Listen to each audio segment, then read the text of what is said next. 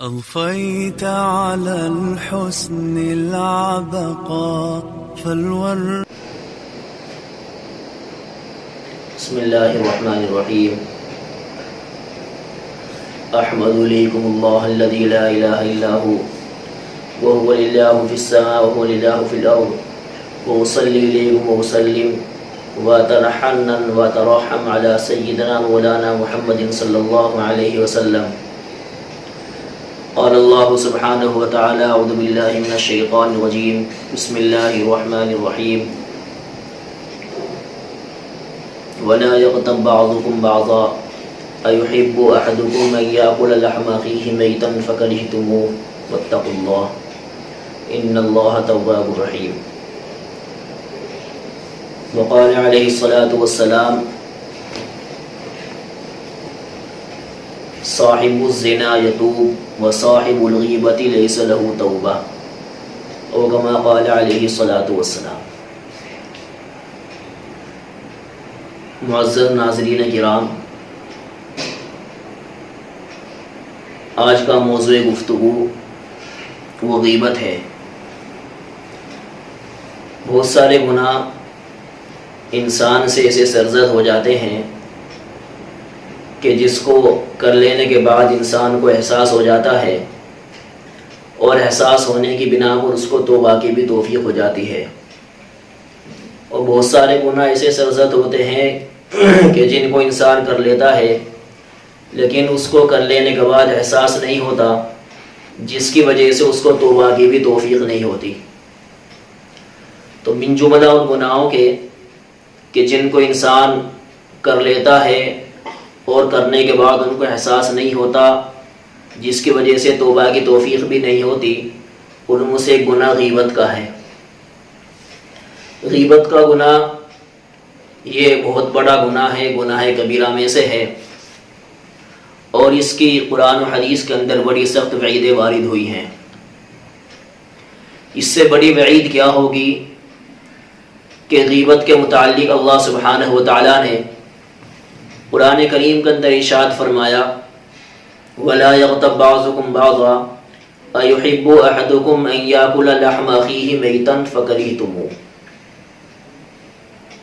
کہ تم میں سے ایک دوسرے کی پیٹھ پیچھے برائی بیان نہ کرے، ایک دوسرے غیبت بیان نہ کرے. أَيُحِبُّ أَحَدُكُمْ أَن يَأْكُلَ لَحْمَ أَخِيهِ مَيْتًا، اللہ فرما رہے کیا تم میں سے کوئی اس بات کو پسند کرے گا کہ وہ اپنے مردار بھائی کے گوشت کو کھائے؟ فَكَرِهْتُمُوهُ، تم میں سے کوئی اس چیز کو پسند نہیں کرے گا. تو گویا کہ غیبت کرنے والے کو اس آیت کریمہ کے اندر مردار بھائی کے گوشت کھانے کے مترادف قرار دیا ہے. یعنی غیبت کرنا یہ ایسا گناہ ہے جیسا کوئی آدمی اپنے مردار بھائی کے گوشت کو کھائے. مردار کے گوشت کھانا اسے کوئی بھی انسان گوارا نہیں کرے گا، چاہے کہ اس کے مرے ہوئے بھائی کا گوشت ہی کیوں نہ ہو. اور حدیث شریف کے اندر بھی بڑی سخت وعید اس کے بارے میں بیان فرمائی گئی ہے. ایک حدیث شریف کے اندر آتا اللہ نے ارشاد فرمایا، آپ نے صحابہ کرام سے پوچھا: تدرون ما الغیبہ، کہ کیا تم جانتے ہو غیبت کیا ہے؟ صحابہ نے عرض کیا: اللہ و رسولہ اعلم، کہ اللہ اور اس کے رسول ہی زیادہ جانتے ہیں. پھر آپ نے غیبت کے متعلق ارشاد فرمایا: قال ذکرک اخاک ما یکرہ، قیل ارأیت لو کان فی اخی ما اقول، قال ان کان فیہ ما تقول فقد اغتبت وان لم یکن فیہ فقد بہت. آپ نے ارشاد فرمایا کہ اپنے مسلمان بھائی کے بارے میں، اپنے بھائی کے بارے میں کسی ایسی بات کا ذکر کرنا کہ اگر وہ اس کو سنے تو اس کو تکلیف پہنچے، ایسی بات کہنا کہ جو اس کے اندر نہ ہو. تو صحابہ سے کیا رسول اللہ، جو بات ہم بیان کر رہے ہیں اگر وہ اس کے اندر پائی جاتی ہو؟ آپ نے فرمایا کہ جو تم کہہ رہے ہو اگر اس کے اندر پائی جاتی تبھی تو غیبت ہے، اگر اس کے اندر نہیں ہے تو پھر وہ غیبت نہیں بلکہ وہ تو بہتان ہے، جس کا گناہ غیبت سے ہی بڑھ کر ہے. اور ایک حدیث شریف کے اندر اللہ نے ارشاد فرمایا: ان الربا نیف وسبعون بابا احبنهن بابا من الربا مثل من اطعمه فی الاسلام، کہ سود کے 70 سے زیادہ دروازے ہیں، جن میں سے سب سے کم تر سود کا گناہ، سود کا دروازہ ایسا ہے کہ جیسا کوئی آدمی نعوذ باللہ اسلام کی حالت میں اپنی ماں کے ساتھ زنا کرے، اور سود کا ایک درہم 35 زنیہ 35 مرتبہ زنا کرنے کے برابر ہے۔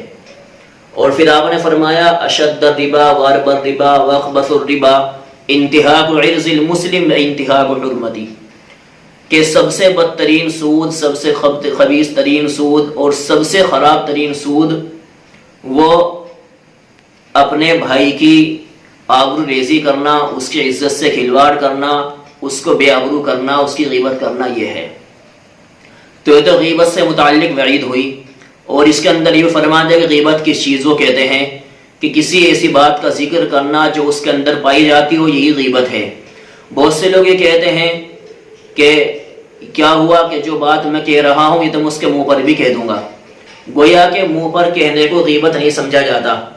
حالانکہ علماء کرام نے لکھا ہے کہ آدمی برائی کوئی ایسی بات پیٹھ پیچھے کہے یا سامنے کہے جس سے سننے والوں کو تکلیف پہنچے، یہ غیبت کی وعید میں شامل ہے۔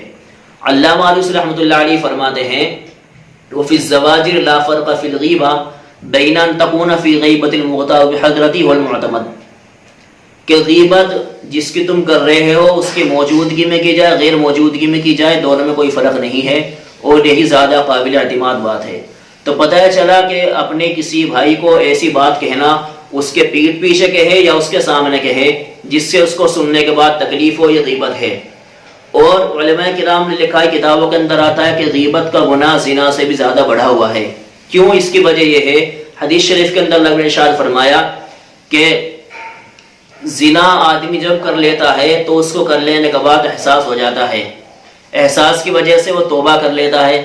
لیکن غیبت یہ ایسا گناہ ہے کہ آدمی کر لیتا ہے اور اس کو احساس نہیں ہوتا، جس کی وجہ سے اس کو توبہ کی بھی توفیق نہیں ہوتی۔ اور تیسری بات یہ ہے کہ یہ گناہ محض توبہ سے ہی معاف نہیں ہوتا۔ اب اس کے معافی کی شکل کیا ہے؟